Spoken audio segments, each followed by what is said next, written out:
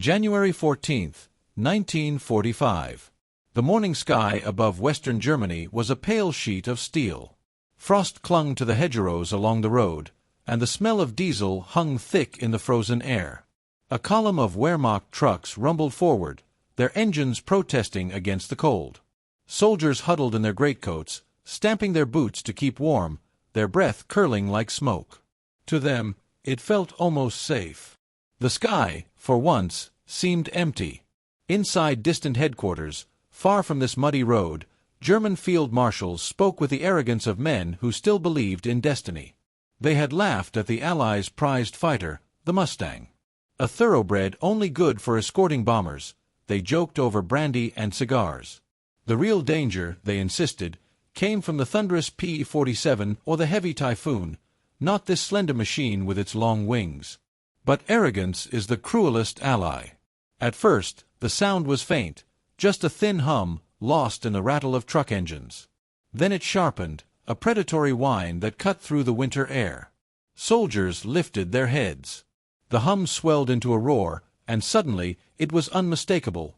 The Merlin-Packard engine, a sound every German soldier learned to fear. The first Mustang dropped out of the pale sky like a hawk folding its wings. Its silhouette flashed silver, sun glinting off the canopy.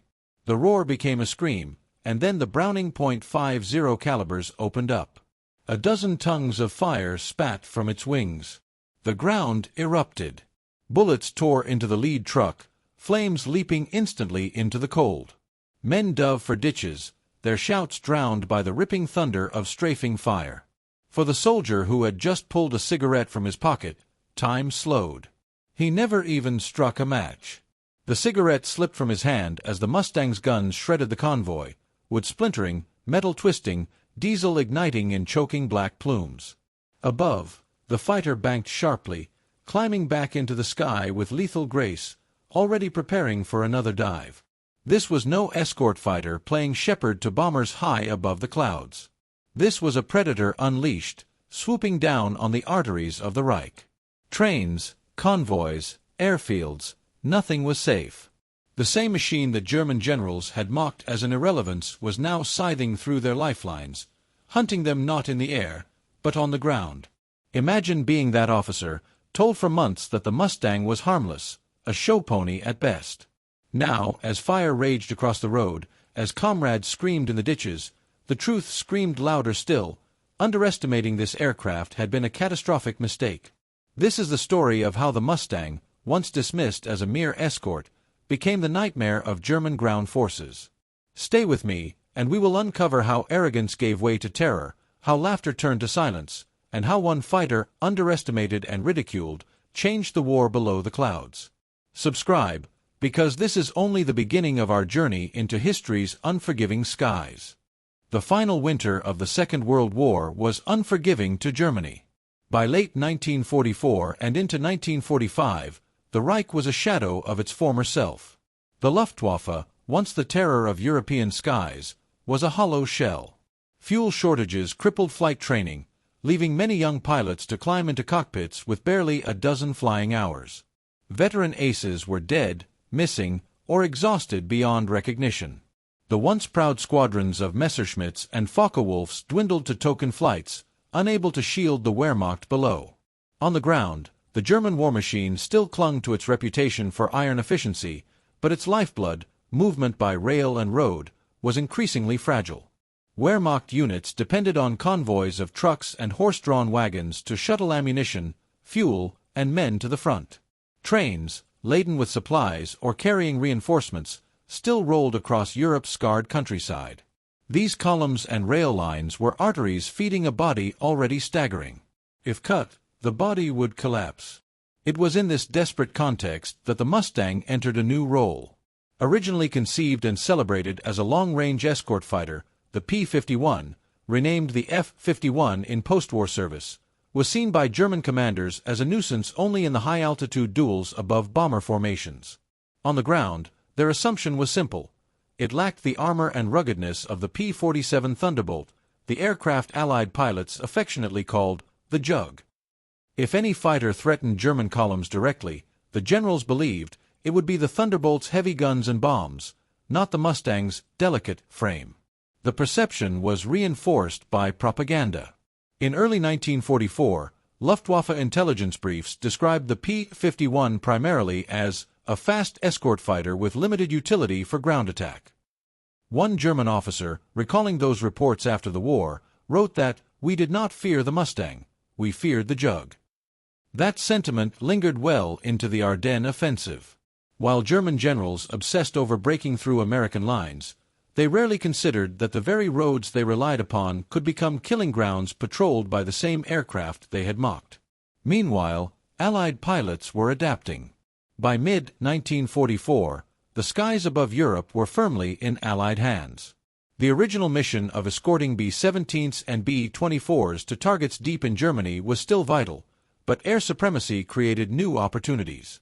Commanders began tasking Mustangs not only with sweeping the skies, but also with prowling over roads, rail yards, and airfields.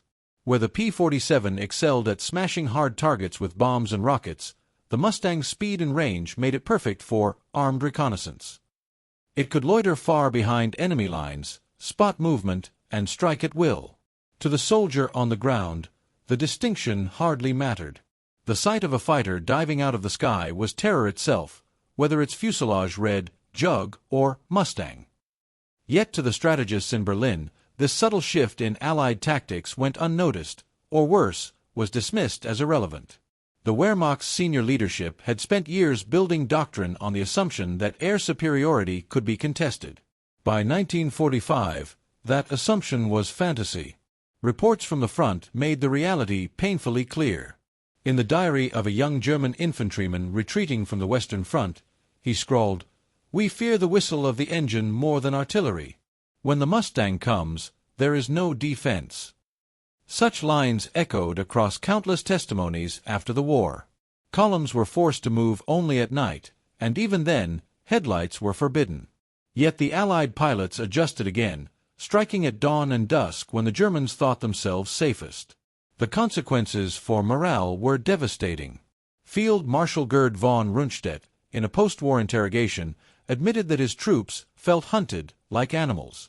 They no longer trusted the daylight. Supplies could not be delivered on schedule. Armored divisions arrived late to battle. In one infamous case during the Ardennes, an entire fuel convoy was shredded by strafing Mustangs before it ever reached the panzers that desperately needed it. Without fuel, even the mighty Tiger tanks became nothing more than steel bunkers. Still, the mockery persisted among the upper echelons, at least at first. German staff officers clung to the notion that the Mustang was an escort specialist, unsuited for close air support. This arrogance created blind spots in planning. When bridges were left undefended by flak, Mustangs swooped in to destroy them. When headquarters convoys moved brazenly along roads, they became targets. When Luftwaffe fighters tried to scramble from makeshift airstrips, Mustangs hunted them down before their wheels even left the ground. It was not only arrogance, but also desperation. Germany in 1945 had neither the resources nor the flexibility to counter the Mustang's new menace. Flak batteries were stretched thin, fuel was rationed, and every gun defending a convoy was a gun not defending a city. By mocking the Mustang, the German High Command avoided admitting the truth. They had no real answer left. The problem, then, was not just technical, it was psychological. Underestimation breeds complacency, and complacency in war is fatal.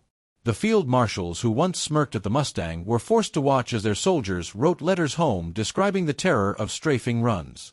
They dismissed the Mustang as fragile, yet its wings carried death across every road and railway their army relied upon. They believed it would only fight at altitude, yet it became the reaper of the lowlands. The context of the Mustang's transformation is thus clear: a Luftwaffe crippled, a Wehrmacht overextended, and a high command blinded by its own pride. What began as a fighter built to protect bombers became a weapon of strangulation, cutting off the Reich's arteries one convoy at a time. The problem was not that the Germans had never seen the Mustang before, they had. The problem was that they refused to believe it could become something more. And as history would soon prove, that refusal cost them dearly. The Mustang was never meant to be the scourge of German ground forces. It was designed as a long-range escort, sleek and elegant, a shield for the lumbering bombers of the 8th Air Force. Yet war does not always respect design intentions. By the winter of 1944-45, the Mustang had evolved into something far more dangerous, a hunter on the ground, capable of crippling an army's lifelines. German field marshals who dismissed it as a mere escort fighter failed to see its adaptability, and it was this blindness that sealed their fate. To understand how this transformation occurred, we need to look under the skin of the Mustang. Its beating heart was the Packard-built version of the Rolls-Royce Merlin engine. This 12-cylinder, liquid-cooled powerhouse could deliver over 1,400 horsepower, pushing the aircraft to speeds in excess of 430 miles per hour. At high altitude, it gave the Mustang the legs to escort bombers deep into Germany.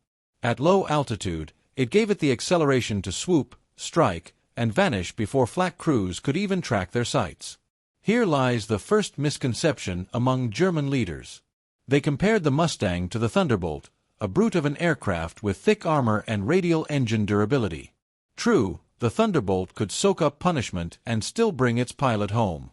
But the Mustang's strength was different. It did not need to absorb punishment if it could outrun and outclimb anything it could not outfight. In strafing runs, speed was its armor.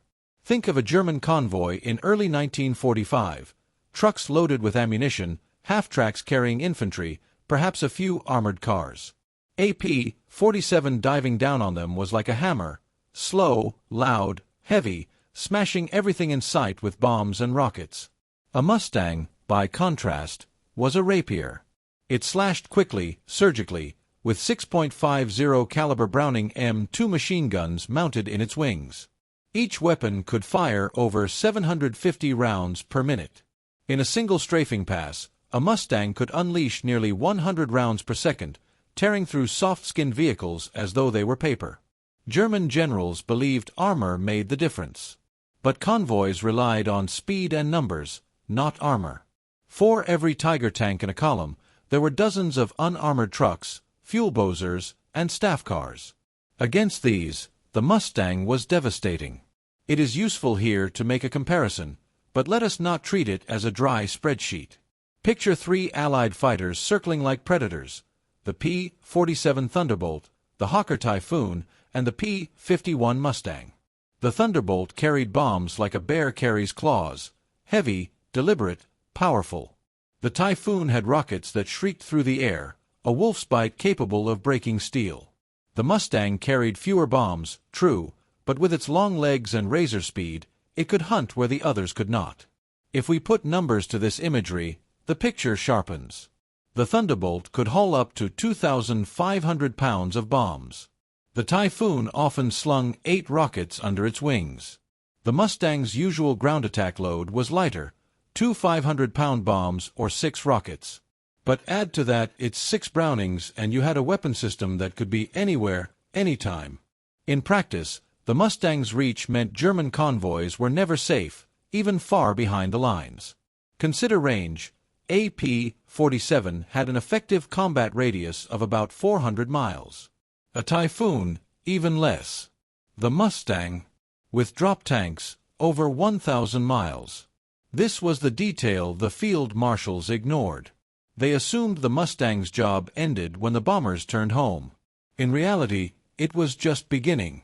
The same fighter that escorted the bombers into Germany could linger, circle, and pounce on whatever it found below. For the German soldier, this created a psychological trap. The Thunderbolt and Typhoon were feared near the front, where their bases were close.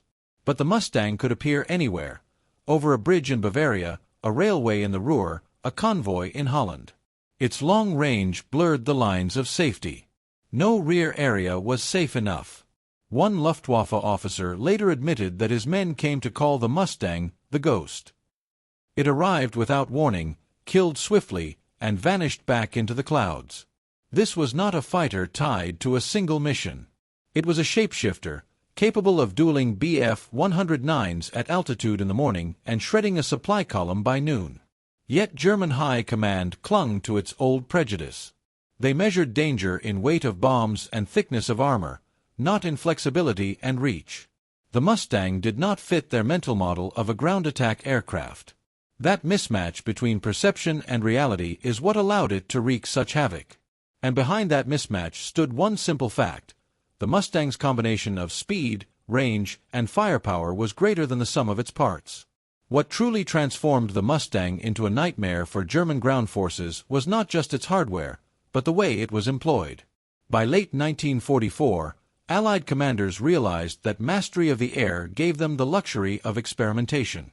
Bombers had their escorts. The Luftwaffe was withering. The Mustang could now be unleashed in a role its designers had never imagined: interdiction, the art of strangling an enemy by severing its supply lines. The Mustang's cockpit layout, slim fuselage, and bubble canopy gave pilots exceptional visibility compared to many contemporaries. From altitude, a sharp-eyed pilot could spot the faint glimmer of a convoy miles away, dust trails on a country road, smoke curling from a locomotive stack. Then came the dive. A Mustang would roll inverted, nose down, wings slicing the sky. Gravity did half the work. The Merlin roared as speed built to over 500 miles per hour in the dive. At this velocity, the Mustang was almost untouchable to ground fire, presenting only seconds of exposure. It was here that speed, accuracy, and firepower merged. Pilots often described strafing runs as surgical terror. The 6 Brownings, harmonized to converge at 300 yards, turned the Mustang into a scalpel of lead. One pilot recalled that even armored cars crumpled like toys when caught in a concentrated burst. Fuel trucks were the most spectacular targets. A few rounds would ignite the tank, sending flames and oily black smoke skyward, visible for miles. And in war, fire is not just destruction, it is a signal to every enemy nearby that death prowled above. German flak crews tried to respond. The ubiquitous 20mm and 37mm cannons were deadly if given time. But the Mustang's tactics denied them that time. Pilots learned to attack in pairs or fours, one diving while others circled, forcing the gunners to split their aim. Their speed allowed them to swoop in from unexpected angles, fire, and climb before tracers could adjust. Unlike the slower, heavier Typhoon, the Mustang spent only seconds within effective flak range. Survivability, once thought to be its weakness, became its strength. To appreciate why the Field Marshals misjudged this, imagine a quick comparison in narrative form. The P-47 Thunderbolt was like a medieval knight, clad in armor, charging headlong into battle. It relied on brute strength, shrugging off hits.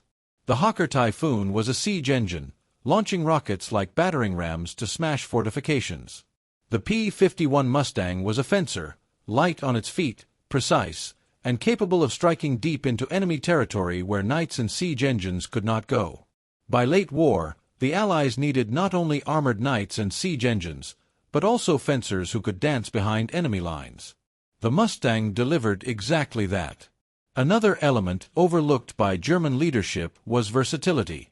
The Mustang could carry rockets, bombs, or fuel tanks depending on the mission.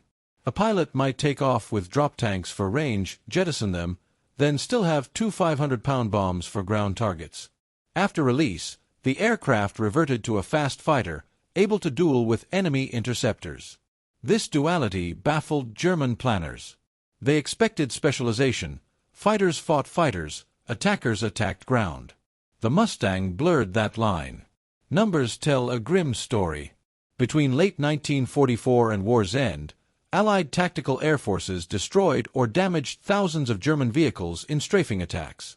While Thunderbolts and Typhoons claimed the lion's share, Mustangs accounted for an ever-growing portion, especially deep inside Germany. In March 1945 alone, Mustangs of the 8th Air Force destroyed over 400 locomotives and countless rolling stock. Every train wrecked meant entire divisions slowed. Every burning convoy meant tanks without fuel, guns without ammunition, and men without food. The German response was predictable yet inadequate. Columns moved at night. Bridges were camouflaged. Decoys were built. Yet the Mustang's range and Allied reconnaissance meant there was no true sanctuary. Pilots learned to patrol at first light, catching convoys that thought dawn would hide them. Others struck in the late afternoon, when drivers were tired and discipline lax. The message was clear: nowhere, at no time, was safe. Psychology compounded the damage. Soldiers began to see the Mustang not just as a machine, but as a predator haunting their movements. Diaries and letters captured this fear. One infantryman wrote, "When the Mustang comes, the world ends in fire. We do not fight, we hide." Field Marshals who once joked about the Mustang now received constant reports of shattered convoys and delayed reinforcements. Their mockery turned bitter. Yet by then, it was too late. The technical truth is simple but devastating. An aircraft that combines range, speed, and sufficient firepower becomes more than the sum of its parts. The Mustang's critics focused on what it lacked: armor, bomb load, brute force. They failed to grasp what it had: mobility, reach, and precision. In modern terms, it was the perfect asymmetric weapon, exploiting the Reich's vulnerabilities where it hurt most. And so the thesis stands: the Mustang, underestimated by German commanders, became lethal precisely because it refused to fit their expectations. It was not just a guardian of bombers, it was the silent stalker of roads, rails, and fields. And in that role, it cut the arteries of an army already bleeding out. March 1944. The skies above Germany no longer belonged to the Reich. Contrails stretched in white arcs across the heavens, silent signatures of bombers and their escorts cutting deeper into the heart of the country than ever before. On the ground, the Reich's lifeline still pulsed: trains heavy with coal for factories, wagons stacked with ammunition, fuel tankers rolling toward the Western Front. German generals reassured themselves that these arteries were safe. Fighter escorts would stay with the bombers, they thought, and the bombers would fly past, focused on big industrial targets. A train yard in central Germany was of no real consequence, or so they believed. That illusion began to shatter in the spring. On March 3, 1944, Mustangs of the 354th Fighter Group broke away from their returning bomber stream and dropped into the weeds near Frankfurt. Spotting a marshalling yard glistening with rails, they dove in pairs. 6.50 caliber Brownings lit up the sky, each burst tearing into locomotives and parked wagons. One pilot recorded in his combat report: engaged targets of opportunity, destroyed 2 locomotives, heavy secondary explosions observed. The language was dry, almost bureaucratic, but behind it lay chaos: steam engines split open, boilers exploding like artillery shells, railway workers running for cover. For the first time, German soldiers realized that the Mustang was no longer just a shepherd of bombers. It was becoming a predator in its own right. A railway guard at Kassel, interviewed after the war, described the moment: "They came from the sun, silent until the very last second. We heard the scream of guns, and then everything was fire and steam. The engines burst, wagons burned, and men scattered like ants." Technically, this shift made perfect sense. The Mustang's range allowed it to stay deep in German airspace long after its bombers turned home. With drop tanks discarded, the fighter suddenly had speed to spare. Its guns, harmonized at 300 yards, were lethal against the thin steel skins of locomotives and freight cars. Unlike the P-47 or Typhoon, it could not carry as much ordnance. But it did not need to. Railways are fragile. A single destroyed locomotive could halt dozens of wagons behind it. A burning fuel car could ignite an entire train. The Mustang's precision was its multiplier. The German High Command, however, failed to register the danger quickly enough. Intelligence reports circulated claiming the Mustang was only incidentally effective against rail targets. Confidence in the armored flak trains and dispersed marshalling yards remained high. But by the summer of 1944, statistics told another story.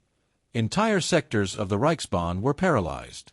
In May alone, Mustangs of the 8th Air Force were credited with destroying over 100 locomotives. Every wrecked train meant fewer tanks arriving at Normandy, fewer supplies reaching the front. The psychological toll was as devastating as the material one. Railway workers began to abandon locomotives at the first sight of enemy aircraft. Civilians described the sound of the Merlin engine as the cry of death. Soldiers moving by train wrote in their diaries that they feared the whistle of incoming fighters more than artillery. A single strafing pass turned order into panic. For pilots, the missions were intoxicating. They had grown restless flying high escort, often without seeing an enemy fighter. Now they swooped low, eyes scanning the horizon for smoke plumes or glints of steel. One Mustang ace later recalled, "Trains were like trophies. You could hear the boiler pop, see the steam jet out, and know you'd struck a nerve in the German machine." Strategically, this was interdiction in its purest form. The Allies had begun to realize that destroying German armies on the battlefield was not enough. Cutting their arteries, railroads, roads, and fuel would starve them before they could even fight. The Mustang's role in this shift was underestimated then, overshadowed by the thunderous P-47s.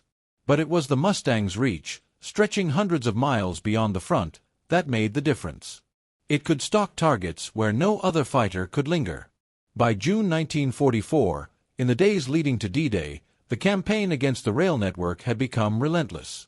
Mustangs prowled from dawn until dusk, hunting locomotives, smashing bridges, and forcing German commanders to reroute reinforcements under cover of night. Yet even darkness was no guarantee. Pilots adjusted, striking at first light and last twilight, when silhouettes were sharpest against the horizon. The Reichsbahn, once a symbol of efficiency, became a graveyard of twisted steel. The mockery of the Mustang as a show pony was already beginning to ring hollow. German generals could not ignore the reports piling up: convoys delayed, supplies destroyed, reinforcements arriving days late. Still, many clung to the belief that it was a temporary nuisance, a distraction from the real threat of heavy bombers.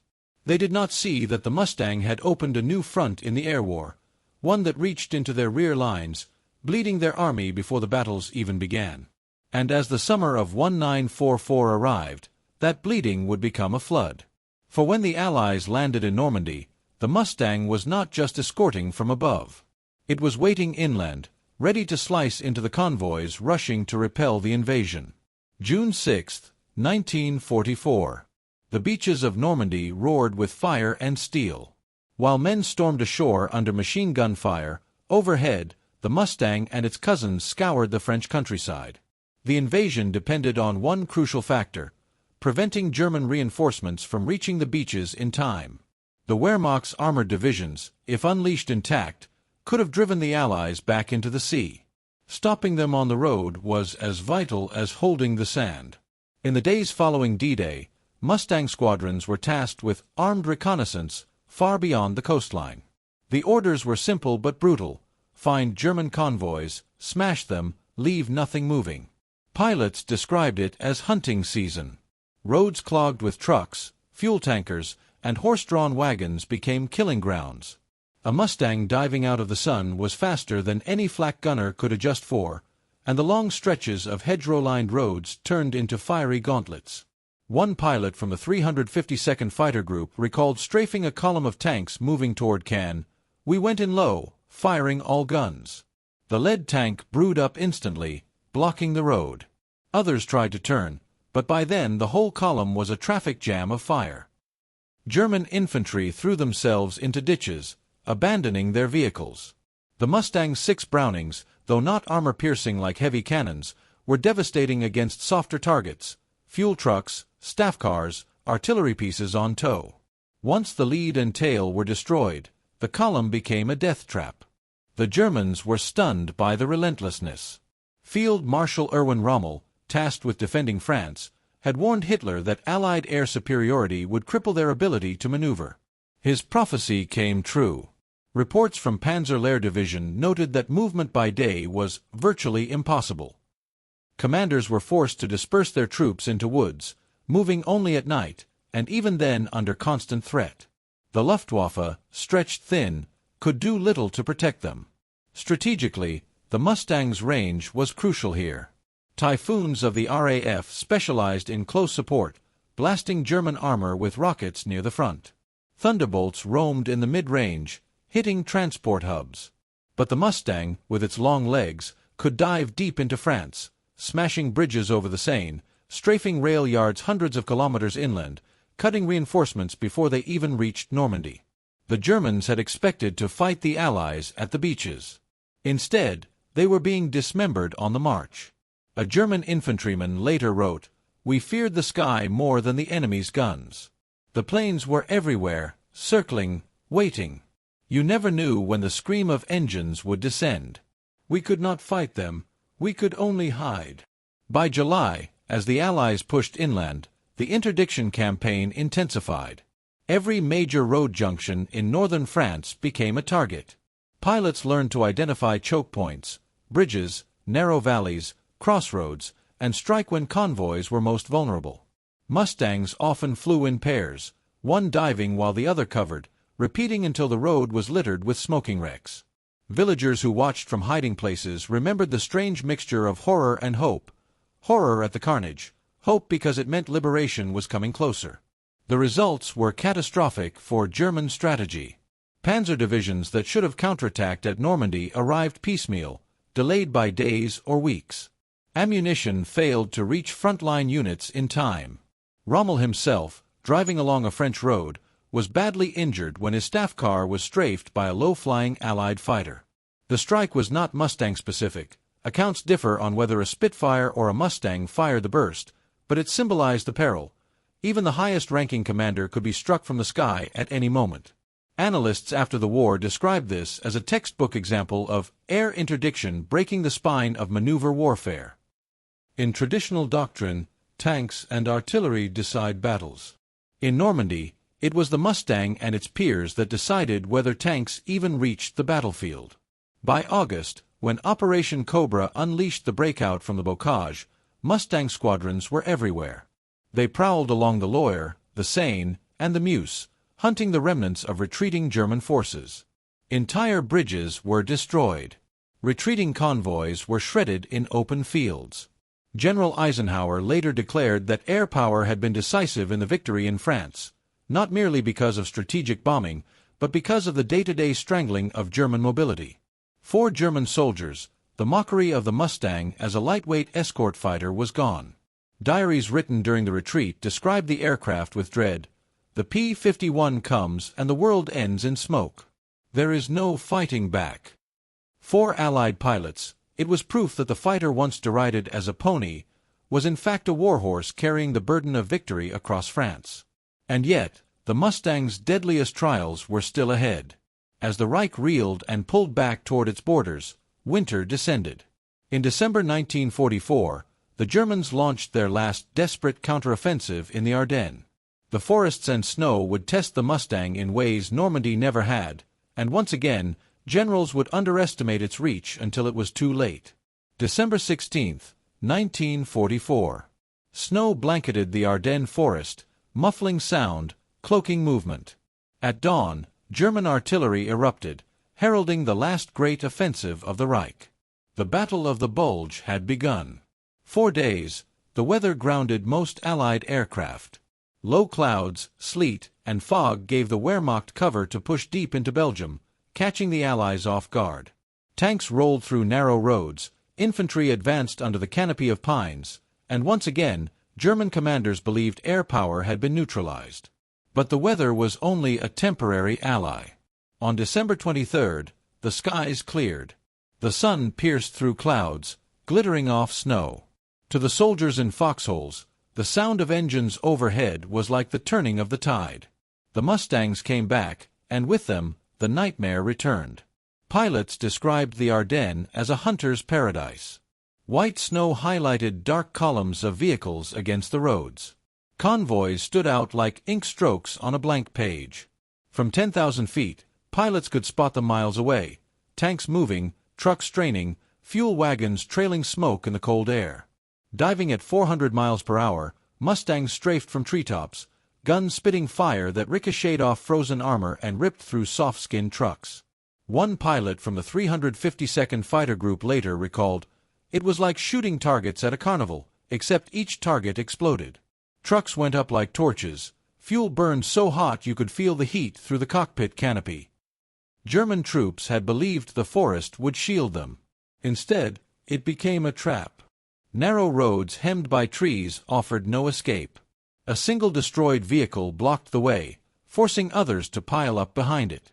Pilots learned to target the lead and tail of a column first, then circle back to rake the immobilized center. Within minutes, a formation that had taken hours to assemble was reduced to twisted wrecks and burning fuel. For the Wehrmacht, the logistical gamble unraveled. The offensive depended on fuel captured from Allied depots, supplemented by supplies trucked from the Reich. The Mustang made that nearly impossible. Every destroyed tanker starved the tanks behind it. Panzer divisions ran dry not because of enemy armor, but because Allied fighters owned the sky. Diaries from German tank crews captured the despair. We had tanks, we had guns, but no fuel. The engines were cold, and the enemy's planes circled above like vultures. Strategically, this was the Mustang at its most effective. Unlike Normandy, where Typhoons carried rockets to smash heavy armor, the Ardennes demanded endurance. Roads stretched across Belgium, supply routes snaked back into Germany. Only an aircraft with long range could patrol that depth, hitting convoys far behind the lines while still returning to base. Once again, the Mustang's reach became decisive. Psychologically, the return of the Allied air forces after a week of stormy weather crushed German morale. Soldiers who had marched confidently under cover of clouds now scattered in panic at the first drone of a Merlin engine. One German infantryman remembered, "The silence of the snow was broken by a sound we feared." The Mustang's dive was death itself. Men dove into the ditches, but even there, the bullets found us. American ground troops never forgot the moment either. Surrounded in Bastogne, paratroopers of the 101st Airborne cheered when they saw Mustangs overhead. Supplies were dropped, convoys were strafed, and suddenly the stranglehold of the German attack loosened. Air power had become not just a weapon, but a symbol of salvation. Analysts later studied the Ardennes campaign as a lesson in how weather can shape war.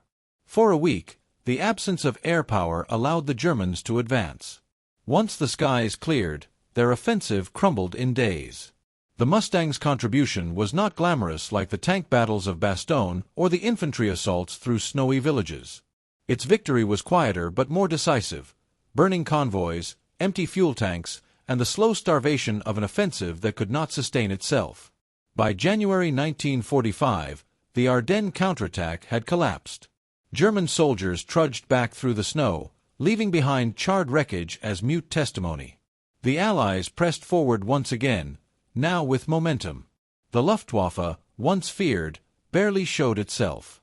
And the Mustang, mocked only a year earlier as a frail escort fighter, had proven itself in yet another crucible, this time as the winter hunter that broke the back of Germany's last gamble. Yet even then, the war was not finished. The Reich still held territory east of the Rhine, still commanded armies, still believed it could delay the inevitable. For the Mustang, the final chapter was about to begin, in the spring of 1945, when the Allies crossed the Great River and drove into Germany's heartland. March 1945. The Rhine shimmered in the pale spring sun, a natural barrier that had protected the Reich for centuries. Now, it stood as the last line before Allied armies could pour into Germany itself. Bridges had been destroyed by retreating Wehrmacht engineers, ferries lay sunken, and towns along the river bristled with defenses. But the Allies had an answer, not just in artillery and pontoon bridges, but in the dominance of the skies. And above those waters, the Mustang reigned supreme. The mission was clear: prevent German reinforcements from reaching the Rhine crossings, isolate the battlefield, and choke any attempt at counterattack. Mustangs roamed deep into central Germany, strafing rail yards, smashing truck convoys, and hunting locomotives that still tried to push supplies westward. The Reich's once proud rail system was now a skeleton, twisted by bombs, torn apart by fighters. A single train attempting to run under cover of night risked being caught at dawn, its wreckage lighting the countryside like a funeral pyre. One American pilot described a raid over the Ruhr Valley. "We came in low, under flak, and found a line of trucks moving east. The first burst set a tanker alight. Within seconds, the entire road was blocked by burning wreckage. We circled back, hitting anything still moving. When we left, the valley was a torch." For German civilians, the war had turned into a nightmare from which there was no waking. Letters seized after the war revealed desperation. The Mustangs are everywhere. They shoot at trains, at cars, even at men in the fields. "We cannot move by day. "We hide like animals." The terror was not exaggerated. By 1945, Allied pilots had been given orders to treat any movement as a target. Soldiers on bicycles, horse-drawn wagons, even solitary vehicles risked destruction. The Mustang had become an omnipresent hunter. Strategically, the Mustang's role in this phase was surgical. Heavy bombers had already smashed cities and factories, but fighters were needed to strangle what remained of the Wehrmacht's mobility. Fuel stocks were already critical. The Ploiești oil fields were gone, and synthetic plants lay in ruins. Each tanker destroyed by Mustangs meant fewer operational tanks, fewer trucks able to move. By April, entire German divisions were reduced to marching on foot, vulnerable and exhausted, while Allied armored spearheads raced ahead. The Rhine itself became a stage for this imbalance. At Remagen, where U.S. forces captured the Ludendorff Bridge intact, Mustangs circled above, striking at German artillery positions trying to shell the crossing. Eyewitnesses on the ground recalled how every attempt to mass a counterattack across the river was shredded from the sky. One German officer later admitted, "We had men, we had courage, but without fuel, without movement, we could do nothing. The planes ruled everything." What made the Mustang particularly deadly in these final months was not only its firepower, but its ubiquity. By 1945, hundreds of squadrons across Europe flew the P-51. Pilots who had once been tethered to bomber escort duty now flew free-roaming missions, their orders simply to attack all targets of opportunity. The effect was suffocating. German roads became graveyards of steel. Bridges collapsed in flames. Even retreat turned into annihilation. A striking example came in April 1945 during the encirclement of the Ruhr Pocket. Over 300,000 German troops were trapped. Mustang squadrons patrolled relentlessly, striking convoys attempting to flee, cutting communications, destroying fuel depots. Survivors described the sense of futility. Every time we tried to move, the planes came. The sky was never empty. Within weeks, the Ruhr Pocket collapsed, its surrender marking the end of organized German resistance in the West. By May, as the Allies swept through Bavaria and into Czechoslovakia, the Mustang had become more than a weapon, it was a symbol. To Allied troops, it was the guardian overhead, proof that the enemy was broken. To German soldiers, it was the shadow of defeat, an aircraft that mocked their every effort to resist. And to the generals who had once laughed at its supposed frailty, it was an ironic reminder of their blindness. The machine they had dismissed as a mere escort now circled their armies, strangling them in plain daylight. When the war in Europe ended on May 8, 1945, the P-51 Mustang stood as one of the icons of victory. Its story was not just about dogfights with Messerschmitts, but about the relentless ground attack campaign that bled the Wehrmacht dry. In towns and forests across Germany, the burnt skeletons of trucks, trains, and tanks testified to its effectiveness. The mocking words of Field Marshals had long since turned to silence, drowned out by the thunder of Merlin engines and the crackle of machine guns. The Mustang, the pony they had ridiculed, had become the horseman of their apocalypse. History is full of ironies, and few are sharper than the German Field Marshals' early dismissal of the Mustang. To them, the P-51 was merely an escort fighter, sleek perhaps, but fragile, lacking the armor of the Thunderbolt or the rocket punch of the Typhoon. They mocked it as a racehorse in a battlefield of draft animals. Yet as the war unfolded, this very miscalculation allowed the Allies to wield the Mustang in ways the Germans never anticipated. The comparison to its peers is instructive. The P-47 Thunderbolt was a beast of war, heavy and resilient, nicknamed the Jug. It could absorb punishment, dive with terrifying momentum, and deliver massive payloads of bombs and rockets. Against armored columns, it was devastating. Pilots often joked that a Jug could plow through flak and still bring its pilot home, trailing smoke but intact. But its short legs limited its reach. Thunderbolts prowled near the front, not deep inside the Reich. The Hawker Typhoon, meanwhile, was Britain's hammer. Its rocket salvos tore through tanks, making it infamous among German panzer crews. Survivors remembered the Typhoon's scream as the most dreaded sound of Normandy. But like the Jug, it was a short-range specialist. It struck hard but could not chase targets hundreds of kilometers inland. The Mustang, by contrast, was leaner. It could not carry the Jug's bomb load or unleash the Typhoon's rockets in volleys. Its armor was thinner, its design optimized for speed and agility rather than brute survival. Yet the Germans underestimated the power of endurance. Where the Jug struck near the line and the Typhoon obliterated concentrations of armor, the Mustang hunted everything in between. It stalked the arteries, the convoys, the railways, the bridges far behind the battlefield. It strangled the Wehrmacht not with brute force, but with precision and reach.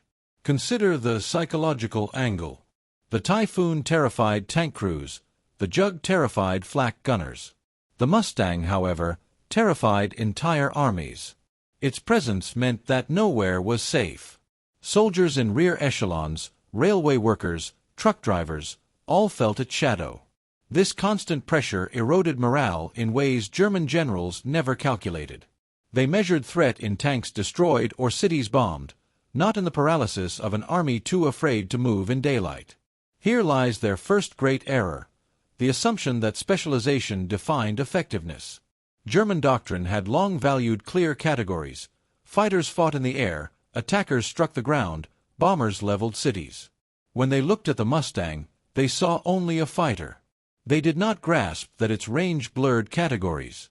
It could escort one day, strafe convoys the next, and still duel a Messerschmitt if challenged.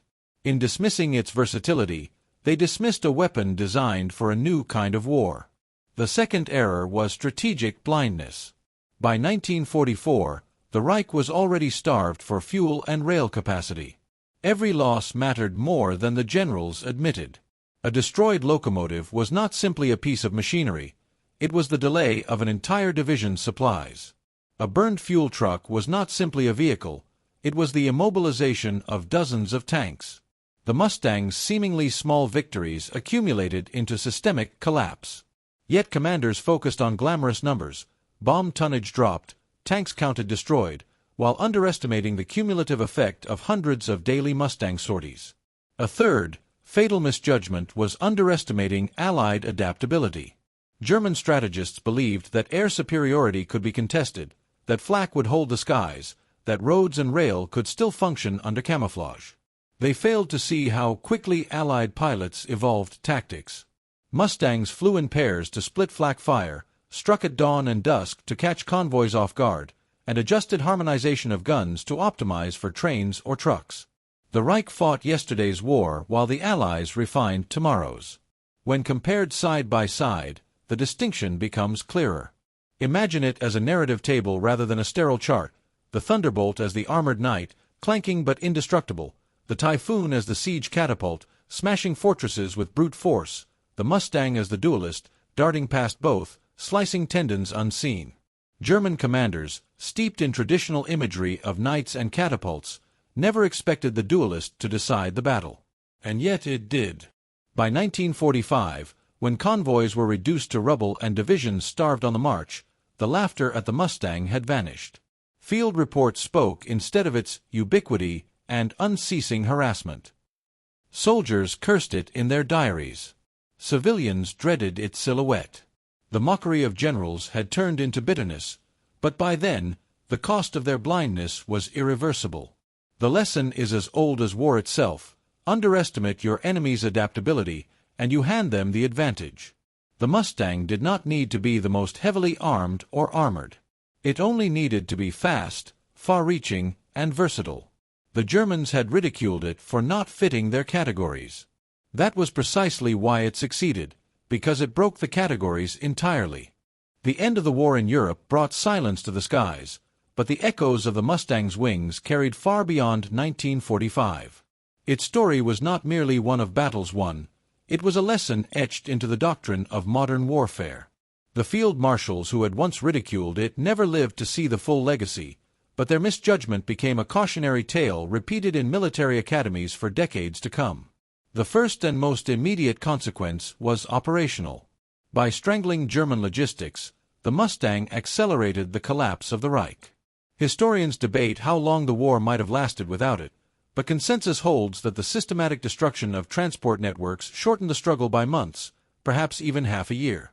Each month saved spared thousands of lives on both sides, and the war in Europe ended before the Soviet advance could claim even more territory in the West. Thus, the Mustang's shadow lay not only over Germany's ruins but also over the post-war balance of power. The second consequence was doctrinal. Before the Mustang, air power was often seen in compartments. Strategic bombing to crush cities, fighters to duel for air superiority, specialized aircraft for ground attack. The F-51 blurred those lines. Its success proved that versatility, range, adaptability, and the ability to switch roles mid-mission was as valuable as raw firepower. This insight shaped post-war aircraft design. The idea that a single airframe could escort bombers, sweep the skies, and strike ground targets influenced the multi-role fighters of the Cold War, from the F-4 Phantom to the F-16 Falcon. In Germany, the lesson was absorbed too late. The Luftwaffe's obsession with Wunderwaffe projects like the Me-262 jet left them blind to the quiet devastation wrought by an enemy fighter that needed no revolution, only refinement.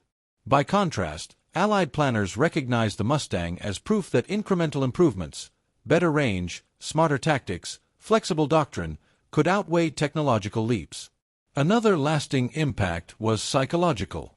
For German soldiers, the Mustang symbolized inevitability. Diaries recovered from 1945 tell of men who wrote not of battles lost, but of journeys interrupted, trains halted, trucks destroyed, marches harassed until units dissolved. The plane had become more than a weapon, it was a presence that denied hope. In modern warfare, such psychological dominance is as powerful as physical destruction. Armies that fear movement are armies already defeated.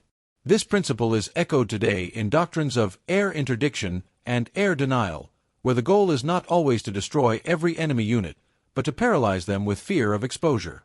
For the Allies, the Mustang became a symbol of reach. Its ability to range over the entire continent reassured soldiers and civilians alike that no corner of occupied Europe was beyond liberation. Pilots described the joy of spotting prisoners waving from the ground, signaling freedom was near. To ground troops, the silhouette overhead was a comfort, a guardian stalking the enemy who threatened them. Its psychological impact was dual: despair for the enemy, hope for the Allies. The post-war world also carried the Mustang into new conflicts. In Korea, it flew again, strafing North Korean convoys with the same tactics honed in France and Germany. Against newer jets, it was outclassed in air combat, but as a ground attacker, its legacy endured. Its presence in Korea reminded commanders that the lessons of World War II still applied. Logistics are fragile, mobility is everything, and versatile fighters can cripple armies as effectively as tanks or artillery. On a broader cultural level, the Mustang's transformation from mocked pony to warhorse of victory shaped public memory. Films, books, and veterans' accounts elevated it as the quintessential Allied fighter. While the Spitfire was remembered as the savior of Britain and the Thunderbolt as the armored juggernaut, the Mustang became the symbol of relentless pursuit, the aircraft that carried the fight from Normandy to Berlin. Its name still evokes freedom and inevitability, the image of a predator circling above an enemy with nowhere left to run. The irony is that the Mustang's most decisive contribution was not glamorous. Dogfights with Messerschmitts captured imagination, but it was the endless grind of strafing convoys, burning trains, and ambushing supply lines that truly broke the Reich. In the dull statistics of destroyed locomotives and wrecked vehicles lies the essence of modern victory. Wars are not only won in dramatic clashes of armies, but in the erosion of an enemy's ability to move, to eat, to fight. The Mustang embodied that principle. German errors magnified the impact. By underestimating the Mustang, by failing to protect their logistics adequately, by clinging to the idea that armor and rockets defined ground attack, they allowed the Allies to exploit a gap they never thought existed. Their mockery turned into silence not because the Mustang outdueled every fighter, but because it starved their armies in plain daylight. That blindness became a warning. In war, contempt for an enemy's tool is a luxury no commander can afford. Today, the Mustang's legacy endures not only in museums and air shows, but in the DNA of every modern fighter. The F-35, for instance, carries the same ethos. One platform capable of multiple roles, designed not only to strike but to dominate through flexibility. The lesson the Mustang taught, adaptability over specialization, remains alive. And so does the warning to every general who thinks mockery is a substitute for analysis. In the end, the true consequence of the Mustang is a paradox. It was underestimated because it seemed ordinary, a mere fighter among many. Yet it was precisely its ordinariness, its balance of speed, range, and firepower, that made it extraordinary. It was not the most powerful, not the heaviest, not the flashiest. But it was enough of everything, and in war, enough of everything can mean everything. For Germany, the Mustang was the shadow that closed the horizon. For the Allies, it was the winged promise of victory. And for history, it remains the reminder that sometimes the most dangerous weapon is the one your enemy laughs at, until it is too late. The story of the Mustang is, at its core, a story of perception. The German High Command looked at the P-51 and saw a toy, fast, fragile, and unsuited for the brutal grind of ground attack. What they failed to see was how war itself was changing. Victory no longer belonged only to the heaviest armor or the most explosive payloads. It belonged to endurance, adaptability, and the quiet mathematics of attrition. That is why the Mustang mattered. It was not invincible. Pilots died in flak barges, squadrons lost comrades, and engines faltered over enemy lines. But the aircraft was always there, day after day, stripping away Germany's mobility. It represented a kind of warfare that crept into the marrow of the Reich and hollowed it from within. A single train destroyed might not look decisive. 100 trains destroyed changed the course of the war. The lesson is timeless. Never underestimate an adversary because their weapon does not fit your categories. The Germans wanted to measure air power in terms of specialized roles. Fighters against fighters, bombers against cities, tank busters against armor. The Mustang blurred those lines. It proved that, in modern war, the most dangerous weapon is not the one you recognize, but the one that rewrites the rules. And perhaps that is why the image of the Mustang still captivates us. Not just because it is beautiful, with its long nose and polished lines, but because it embodies resilience and irony. Once mocked, later feared, finally revered. It is a reminder to every strategist, every commander, even every innovator in any field, that adaptability trumps arrogance, and that laughter at an enemy's tool may one day echo back as defeat. If you followed this journey through the skies of Europe, from the first rail strikes to the burning convoys in Normandy, from the frozen forests of the Ardennes to the shattered bridges of the Rhine, you've glimpsed not only the story of an aircraft, but the anatomy of victory itself. And here's where I'd like to turn to you. If this kind of deep dive into forgotten details of history speaks to you, then stay with us. There are countless more stories like the Mustang, moments where irony shaped the battlefield, where overlooked weapons became legends, where mockery turned into fear. By subscribing to this channel, you become part of that journey. Each video is another chapter, another overlooked corner of history brought back to life.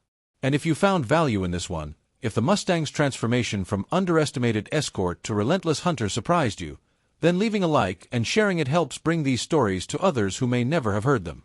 History, after all, isn't just about remembering facts. It's about feeling the pulse of the past, the tension of choices, the weight of consequences. The Mustang story is proof that details matter, that decisions ripple outward, and that laughter on one day can turn into silence the next.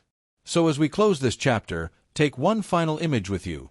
A quiet railway station somewhere deep in Germany, 1944.